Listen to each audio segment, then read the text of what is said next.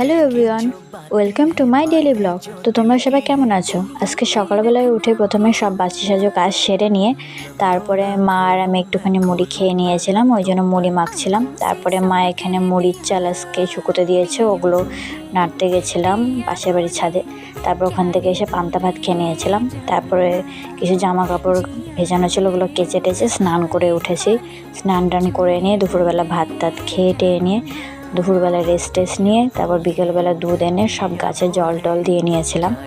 তারপরে সন্ধ্যাবেলা আমি একটু স্ন্যাক্স বানিয়েছিলাম। এখানে আলু আর পেঁয়াজ দিয়ে আমি এখানে পেঁয়াজির মতন কিছু বানিয়েছিলাম। এখানে বেসন, চালের গুঁড়ো, তারপরে লঙ্কা, গরম মশলা, নুন, হলুদ সব নিয়েছিলাম মশলা। তারপরে ওগুলোকে ভালো করে মিক্সিং করে নিয়েছিলাম, ভালো করে মেখে টেখে তারপরে একে একে সব ভাজাগুলো ভেজে নিয়েছি তেলে। তারপর এপিট ওপিট করে ভালো করে লাল লাল করে ভেজে টেজে নিয়ে উঠিয়ে নিয়েছিলাম।